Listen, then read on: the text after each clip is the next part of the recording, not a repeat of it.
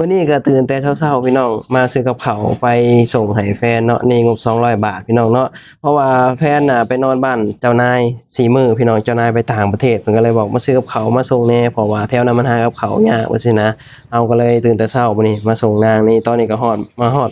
ปากซอยแล้วพี่น้องแล้วก็เฮาก็สิเดินเข้าไปอีกหน่อยหนึ่งพี่น้องเพื่อที่จะเอากับข้าวไปให้นางพี่น้องเนาะอันนี้ก็ใกล้สิฮอดบ้านที่แบบเฮ็ดงานบ้านว่าซี่นะเพราะว่า แฟนเฮ็ดงานบ้านพี่น้องนี่ตอนนี้มาฮอดแล้วนี่นางออกมารับเอากับข้าวถุงพี่น้องเนาะก็ได้อยู่ประมาณ3-4มื้อนั่นแหละเดี๋ยวค่อยว่ากันอีกทีหนึ่งว่าเป็นจังได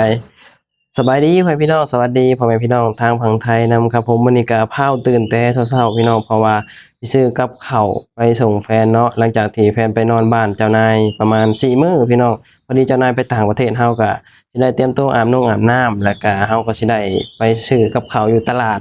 ใกล้บ่อนเฮาเฮ็ดงานนั่นแหละแล้วก็เฮาก็สิไปส่งให้นางแล้วก็เฮาก็สิกลับมาเฮ็ดงานต่อไปซี้นะพี่น้องเนาะเพราะว่างานที่แฟนเฮ็ดปกติแล้วถ้าเจ้านายเพิ่นบ่ได้ไปต่างประเทศเนาะเฮาก็สิแบบว่ามานอนอยู่หออยู่แล้วไปซี้นะเพราะว่าเป็นงานไปกลับไปซี้นะงานแม่บ้านไปกลับไปซี้นะพี่น้องเนาะแต่ว่าเวลาเจ้านายเพิ่นสิไปต่างประเทศเพิ่นก็สิบอกให้ไปนอนบ้านเพิ่นไปซี้นะมื้อนี้เฮาก็เลยตื่นอาบน้ำแล้วก็สิพาออกไปซื้อกับข้าวให้นางบ่อนที่เฮาเฮ็ดงานมีตลาดยามมื้อเช้าสิไปซื้อกับข้าวแบบว่าเป็นถุงเนาะไปให้นางประมาณแบบว่า 2-3ถุงนี่แหละพี่น้องเนาะก็สิได้ประมาณ2-3มื้อเดี๋ยวค่อยว่ากันว่ากับข้าวสิเบิดบ่ฉะนั้นเพราะว่าบ่อนแฟนเฮ็ดมันแบบว่าร้านกับข้าวนะพี่น้องมันแบบว่าค่อนข้างที่จะไกลหั้นนะถ้าเกิดว่าเดินออกมาย่างออกมามันก็ไกลไปสินะก็เลยว่าโอเคเดี๋ยวเฮาแบบว่าตื่นแต่เช้าแล้วก็เฮาซื้อไปแล้วก็นั่งมอไซค์ไปแป๊บเดียวเพราะว่ามันอาจจะไวกว่าแล้วก็สะดวกสบายกว่าเฮาก็เลยมื้อนี้ก็เลยตื่นแต่เช้าพี่น้องก็เลยสิย่างออกไปหน้าปากซอยแล้วก็สิไปซื้อกับข้าว ก็สิออกไปส่งให้นางแลพี่น้องบ่อนงานแม่บ้านพุ่นเนาะคืองานที่แฟนเฮ็ดน่ะมันก็มีข้อดีเด้พี่น้องเพราะว่าเป็นงานแม่บ้านไปกลับจังซี้นะคือแบบว่ามันก็แบบว่าบ่ต้องไปนอนบ้านเจ้านายฉันนอกจากแบบว่าเจ้านายเขาเจ้าแบบว่าไปต่างประเทศเฮาถึงจะไปนอนให้ไปซี้นะถ้าเกิดว่าเจ้านายเพิ่นบ่ไปต่างประเทศก็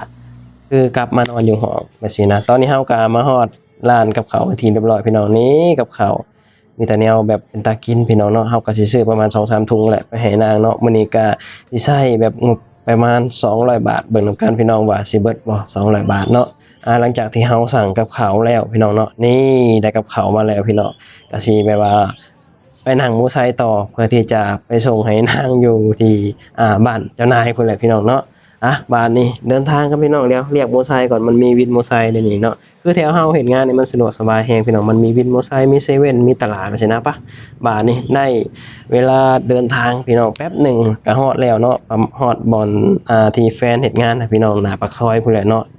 บ่ได้ไกลปานใดแต่ว่าเฮาขอนั่งวินมอไซค์ไปเพราะว่ามันสิใกล้เวลาเฮาสิเฮ็ดงานแล้วจังซี่นะเพราะว่าเฮาเข้างานประมาณ8:40พี่น้องเนาะก็เลยต้องแบบนั่งมอไซค์ไปจังซี่นะเพื่อที่จะไปส่งกับข้าวให้นางนั่นแหละ คืออย่างเขาเว้าเนาะว่านางก็แบบแถวนั้นมันก็กับข้าวแบบยามมื้อเช้านี่มันแทบจะบ่มีคนขายเลยนะถ้าเกิดว่าแบบว่ายามตอนเย็นๆอาจจะมีแหน่ไปสินะแต่ว่ายามมื้อเช้ามันบ่มีแบบว่ามันก็แบบว่าถ้าเกิดว่าออกมาซื้อมันก็ไกลไปสินะเราก็เลยว่าโอเคเดี๋ยวซื้อไปให้ก็แล้วกันมันง่ายดีไปสินะนั่งวินมอไซค์ไปพี่น้องเนาะใกล้สิฮอดแล้วแหละพี่น้องนี่ประมาณนี้แหละพี่น้องเนาะถ้าเกิดว่านางย่างออกมาก็ไกลอยู่เด้แบบว่าแถวๆนี้มันแบบว่าร้านกับข้าวยามมื้อเช้ามันหายากว่าซี้นะมันสิมีแต่ช่วงตอนเย็นๆ มีเซเว่นอยู่หน้าปากซอยนางอยู่แต่ว่ามันก็เซเว่นมันก็บ่มีกับข้าวแบบที่เราอยากกินแบบซี้นะมันก็มีแต่ข้าวต้มขนมแล้วก็ข้าวผัดทั่วไปแบบซี้นะก็เลยว่าตัดสินใจอ่าซื้อเอากับข้าวถุงมาให้นางแบบซี้นะให้นางอุ่นกินแบบซี้นะประมาณ3-4วันเจ้านายเพิ่นก็กลับมาจากต่างประเทศแล้วแบบซี้นะเราก็เลยแบบคุยกันแบบนั้นพี่น้องเนาะตอนนี้เราก็เดินทางก็ใกล้สิฮอดแล้วพี่น้องนี่เดี๋ยวเราลงอยู่หน้าเซเว่นแล้วเราก็สิ แบบย่างเข้าไปพี่น้องเนาะมันก็บ่ได้ไกลปานใดว่าซี้นะตอนนี้ก็เดินทางมาฮอดหน้าเซเว่นแล้วพี่น้องนี่กับเขาวนะก็สิประมาณนี้พี่น้องเนาะตอนนี้เราก็สิได้แบบว่าเดินทางเข้าไปในซอยเพิ่นเนาะเพื่อที่จะเอากับเขาวไปให้นางเพราะว่าตอนนี้ก็มันก็ใกล้เวลาเราสิเฮ็ดงานเลยคือกันพี่น้องเนาะหลังจากที่เราเอากับเขาวให้แล้วเราก็สิพาแบบนั่งรถมันมีรถกระป๋องเนาะรถSubaru เข้ามาในนี้เราก็สิได้นั่งแบบผ่านหน้าร้านเราเลยไปซี้นะพี่น้องเข้าไป ในหน้าเขาไปหน้าหัวเขาไปในซอยเพิ่นเนาะนี่ประมาณนี้แหละพี่น้องเข้ามาก็บ่ได้ไกลปานใดดอกก็ฮอดบ่อนที่แฟนเฮ็ดงานไว้สินะพี่น้องประมาณนี้แหละพี่น้องเนาะชีวิตในเมืองใหญ่ประเทศไทยพี่น้องประมาณนี้แหละพี่น้องเนาะหลังจากที่เฮาโทรหานางแล้วนางบอกว่าสิลงมารับเฮาก็สิได้ย่างเข้าไปบ้านนี้เพราะว่ามันก็บ่ได้ไกลจากถนนใหญ่พี่น้องย่างเข้าซอยไปแป๊บเดียวสิก็ฮอดจังซี่เนาะตอนนี้ก็ใกล้สิฮอดแล้วพี่น้องเนาะนางก็อาจจะลงมารอรับแล้วแหละพี่น้องเนาะ ประมาณนี้แหละพี่น้องนี่สิได้กับข้าวมาให้เพิ่นแต่ว่าเจ้านายเพิ่นก็บ่ได้ไปแบบว่าบ่อยดอกนานๆเพิ่นสิไปต่างประเทศทีไปสินะเฮาก็ต้องมานอนบ้านให้เพิ่นพี่น้องเนาะตอนนี้เฮาก็ฮอดหน้าบ้านบ่อนที่แฟนเฮ็ดงานแล้วพี่น้องตอนนี้ก็นางก็สิลงมาแล้วแหละพี่น้องอันนี้ลงมาแล้วพี่น้องลงมาแล้วลงมากับข้าวแล้วนี่ประมาณนี้พี่น้องเนาะบ้านก็หลังใหญ่ๆเด้พี่น้องน่าอยู่เนาะในบ้านนี่แน่แต่ว่ามันใกล้เนาะใกล้กันพี่น้องนี่นางก็ออกมาเอาแหละ อ่าประมาณนั้นแหละพี่น้องเนาะเอ้าสู้ๆโอเคเดี๋ยวเจอกันประมาณนั้นปะบ้านนี้เฮาก็สิได้แบบว่ากลับไปทำงานได้พี่น้องตอนนี้ก็เวลาก็ใกล้สิเฮ็ดงานแล้วใกล้สิเข้างานแล้วเฮาก็ได้เนาะแล้วออกไปหน้าปากซอยแล้วก็เฮาก็สินั่งรถกระป๋องไปบ่อนที่เฮาเฮ็ดงานแบบซี้นะเพื่อที่จะลุยงานต่อพี่น้องชีวิตในเมืองใหญ่ประเทศไทยเนาะก็สิประมาณนี้แหละพี่น้องยามมื้อเช้ามาเฮาก็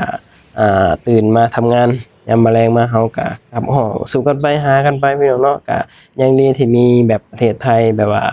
มามีแบบบ่อนหาเงินหาหยังจั่งซี้นะเฮามีความรู้สึกว่าโชคดีหลายเนาะที่แบบว่ามีประเทศไทยเป็นบ่อนให้เฮาแบบว่าทำมาหากินพี่น้องก็มีหลายๆคนที่ประสบความสำเร็จเนาะมาหาเงินอยู่ไทยเนาะตอนนี้ก็รอรถกระป๋องอยู่พี่น้องมาพอดีเลยบาดนี้เฮาก็สิได้ขึ้นรถกระป๋องพี่น้องประมาณ 10 บาทพี่น้องก็ฮอดบ่อนเฮาเฮ็ดงานเฮาก็สิได้แบบลงในบ่อนเฮาเฮ็ดงานเลยแบบสินะก็สิได้ทำงานเลยพี่น้องเนาะเพราะว่าเวลาตอนนี้ก็น่าจะเป๊ะพอดีแหละพี่น้องเนาะเพราะว่าตอนนี้มันก็ประมาณ 8:20แล้วพี่น้องก็ใกล้แล้วแหละพอดีแหละรถฮอดบ่อนที่เฮาเฮ็ดงานก็พอดีเลยเวลาพอดีเลยแบบสินะถือว่ากะเวลาได้เป๊ะพอดีพี่น้องเนาะบาทนี่กลับไปบ่อนที่เฮาเฮ็ดงานพี่น้องเนาะตัดภาพมาก็ฮอด บ่อนที่เฮาสิเฮ็ดงานแหละพี่น้องตอนนี้เฮาก็ลงรถค่ารถก็ประมาณ10 บาทพี่น้องก็บ่ถือว่าแพงเนาะนั่งรถแป๊บเดียวเองพี่น้องเนาะประมาณนั้นตอนนี้เฮาก็สิได้เข้าไปซื้อหยังห้องท่องก่อนพี่น้องอยู่เซเว่นเนาะเข้าไปในเซเว่นเนาะการที่อยู่ใกล้เซเว่นนี่มันก็สะดวกสบายเด้พี่น้องเนาะแล้วเพราะว่าเซเว่นเปิดตลอด24ชั่วโมงบัดซี้นะเวลาเฮาอยากกินหยังก็สามารถเข้ามาเลาะซื้อมาหยังได้สะดวกสบายพี่น้องเนาะตอนนี้เฮาก็สิได้เข้ามาซื้อขนมพี่น้องห้องท่องก่อน สิเฮ็ดงานแบบซี้นะปกติแล้วเฮาก็สิกินข้าวอยู่ในห้องแหละพร้อมกับแฟนแหละแต่ว่าแฟนเพิ่นไปนอนบ้านเจ้านายจังซี้นะมื้อนี้ก็เลยแบบว่าต้องหาหยังรองท้องเองพี่น้องเนาะหาขนมก่อนพี่น้องตอนนี้เฮาก็ได้ขนมแล้วไปบ้านนี้ไปจ่ายเงินก่อนพี่น้องจ่ายเงินแล้วเฮาก็สิออกจากเซเว่นแล้วก็สิเข้าไปบ่อนเฮ็ดงานในบ้านนี่พี่น้องเนาะตอนนี้เฮาก็จ่ายเงินแล้วเฮาก็สิเดินออกจากเซเว่นก็สิได้ไปทำงานพี่น้องประมาณนี้แหละพี่น้องเอ้ยนี่ ประมาณนี้ชีวิตในเมืองใหญ่เนาะคลิปนี้ก็บ่มีหยังหลายเนาะก็ขอบคุณพี่ๆน้าๆป้าๆลุงหลายเด้อที่เข้ามาติดตามแล้วก็เข้ามารับชมแล้วก็เข้ามาให้กำลังใจขอบคุณหลายๆเนาะไว้พอกันคลิปหน้าคลิปนี้ก็เอาไว้เพียงเท่านี้พี่น้องเนาะไปแล้วชีวิตในเมืองใหญ่สบายดีสวัสดีครับผม